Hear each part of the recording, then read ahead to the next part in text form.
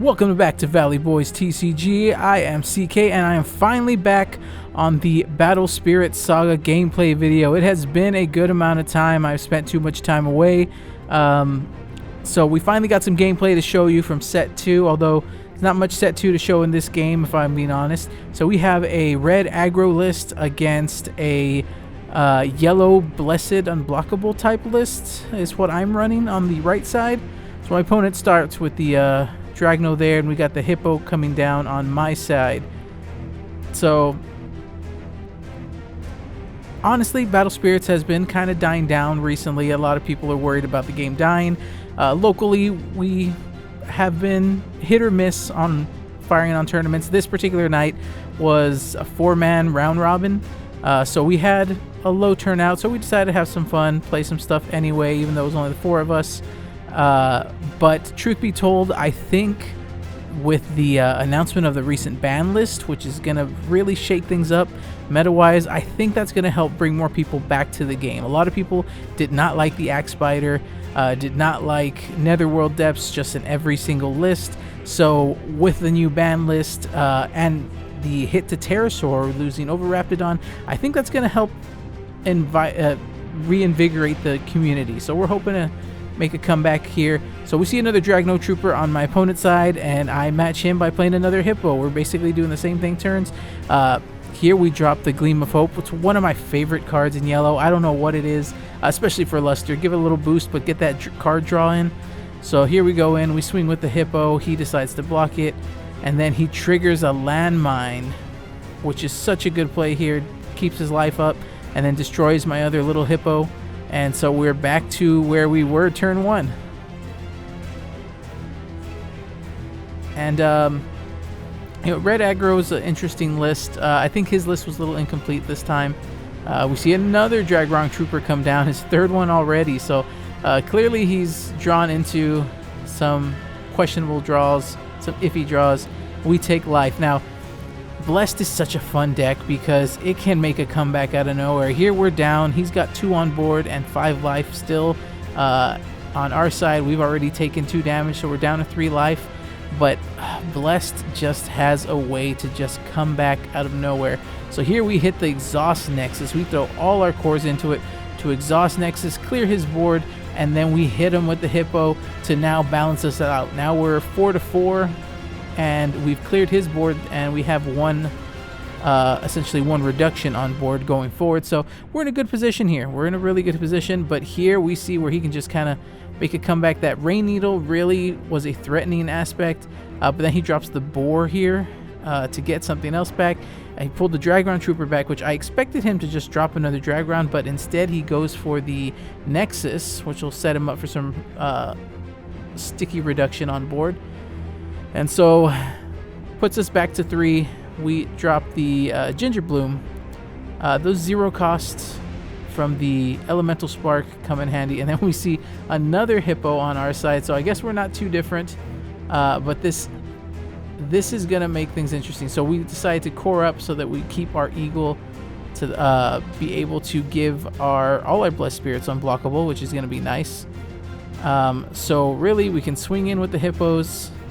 We'll hit, we'll heal, we'll hit, we'll heal. And we can do the same with Eagle. And honestly, at this point, it's not a bad idea because it'll put him down to 1 life. It'll get him out of Ice Shield. And essentially, yes, we lose a blocker, but adding 1 to life is essentially a blocker anyway.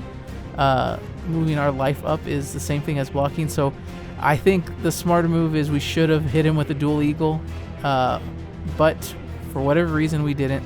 So here he gets that Dragon Trooper on board for free now. So he's building his board back up, but he's kind of in an interesting spot where he doesn't have an Ice Shield, it looks like, to hold him off for next turn. So he's got to basically go wide or do something to answer my board. So here he plays Lightning Aura to give him Confront, which will let him kind of deal with my dual Eagle. So he's swinging in, I'm forced to block, and then he can block with the Eagle, and I think his plan is just to trade. Oh, here we go. Here's the rush to get him boosted again. And that will finish off my Eagle. And here he hits me with the Rain Needle to chip me away again, and he keeps one up as a blocker. He keeps the board for blocking at level 2. And so there's the tricky part there, is he is at level 2. We are low at cards in hand, but I think we're going to try to go for game here if I recall right, because essentially we can play Joker would have been nice here, but looks like we have the Beast King here coming down. Beast King's interesting because he can make himself unblockable in certain circumstances. So just though I think he's a 1 of tech. So we're going to go ahead and swing in with the Hippo. He is forced to block. And then I think he's triggering the effect of his Nexus to bring something back. Yeah, so he brings something back, but I think we're just going to swing out, put him down to 1, and then he... Yep, yeah, he's got nothing on hand, so we swing for game there. So onwards to game 2, and looks like I think he's going first. Could be wrong. I can't remember who went first. Yeah, he's going first, and much like game 1, we see the Dragron Trooper come down turn 1, setting up already. Really, I'm pretty sure he's looking for his Rain Needle or something like that to go first. Or over Raptidon would have been nice. And we start off with a Paradise. Phantasmal Paradise is our turn 1 move, so he'll have uninterrupted swing in. And there's the Rain Needle. I'm pretty sure he wanted that turn 1. But he gets it here. Another free drop. Gets to core them up. Hits us and then passes turn. So we are already taking damage. But like I said, game 1, it's easy to kind of make a comeback. Here we see the Penton come down. I'm not sure if we 2 cores on him, and then it looks like we're playing or considered playing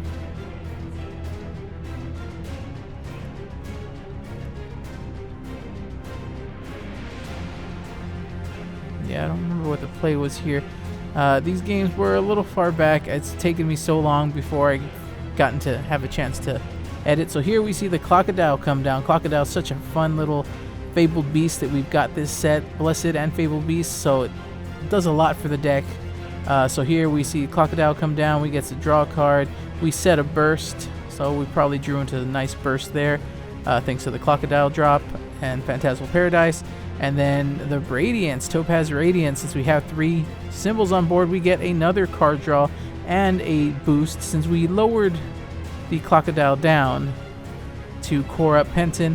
That magic card is actually free thanks to Penton, so we still get to keep our DP boosts, or we still get to boost Crocodile to be able to survive a block from Rain Needle, which he does block with Rain Needle, which is a smart move because it prevents us from using our Blessed effect and recovering a core to life. And then we go ahead and swing at Penton because there's really no threat on board for him to lose by a block. And then here's another Rain Needle. So definitely seen some better low to the ground pieces for red aggro here. And then boom, the Burning Force. Yeah, should have seen that one coming. That's a strong play from my opponent here. He hits us with the Burning Force, clears our board. So luckily we got a few draws that last turn so that we could replenish our hand, because without that this would have probably been very painful. And he just swings in with one, leaves the other as a blocker.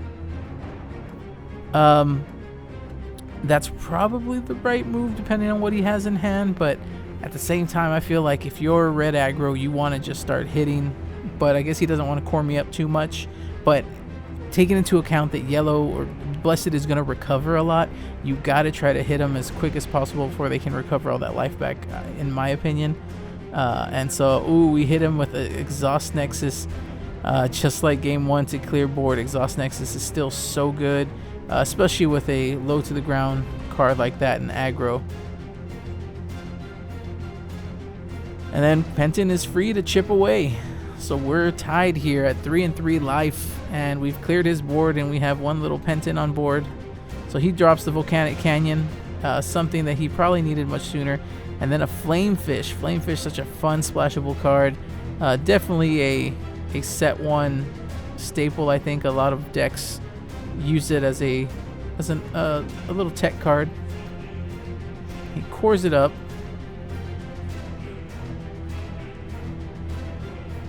and then just pass his turn. So he's got a powerful blocker on board. They can also destroy something on my side, potentially.